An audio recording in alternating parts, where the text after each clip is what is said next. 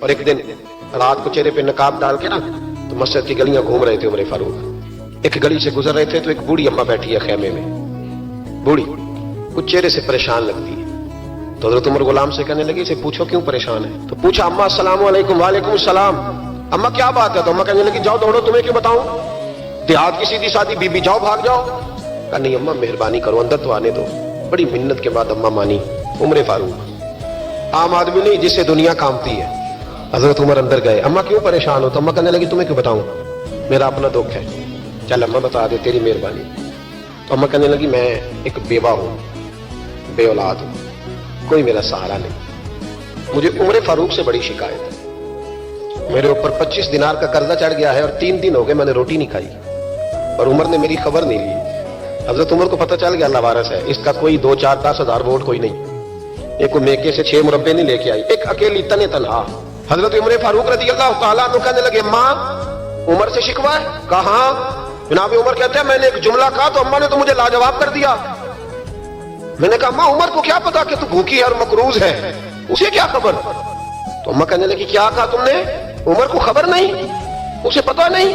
تو عمر سے کہو نا چھوڑ دے حکومت, اس کے حوالے کرے جو خبر رکھ سکتا ہے. کیوں بیٹھا ہے پھر؟ ہمارے حکمران کہتے ہیں ابھی میں صدمے میں ہوں, نکلوں گا تو بات کروں گا. اماں کہنے لگی نہیں خبر رکھ سکتا تو حکومت کیوں کرتا ہے, چھوڑتا کیوں نہیں؟ تو حضرت عمر کہتے ہیں میں کانپنے لگا. دوڑے گئے جناب عمر. میں نے کہا اس اماں کا 6000 ووٹ نہیں کہ اس کی قدر کی جائے. یہ اماں کوئی بہت آکسفورڈ یونیورسٹی کی ڈگری ہولڈر نہیں کہ اس کی بات مانی جائے کہ لوارث اور بیوہ بی بی. عمر دوڑے گئے, گھر سے اناج کا تھیلا کندھے پہ رکھا, 25 دینار بھی لیے, پکا پکایا کھانا بھی لیا. خادم کہنے لگا حضور مجھے دے دے میں اٹھا لیتا ہوں. تو حضرت عمر فرمانے لگے چل وعدہ کر قیامت کے دن بھی میرا بوجھ اٹھائے گا. کہنے لگا جی نہیں وہاں نہیں اٹھا سکتا. فرمایا پھر آج بھی نہ اٹھا, مجھے ہی اٹھانے دے, یہ میرا بوجھ ہے تو مجھے ہی. اماں کے سامنے 25 دینار بھی رکھے.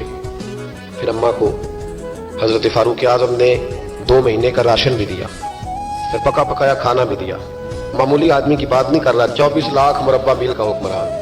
حضرت عمر مدینے میں بیٹھ کے کبھی للکار دیں تو کیسر و کسرا کی ٹانگیں کانپیں. جناب عمر فاروق رضی اللہ کھانا کھلا کے اماں چارپائی پہ تھی تو عمر نیچے بیٹھ گئے. کہنے لگے اماں چل عمر کو معاف کر دے, چل چل جانے دے, کوئی حرج نہیں, بیچارے کو پتہ نہیں چلا. تو اماں کہنے لگی تو نے پھر عمر کا ذکر چھیڑ دیا.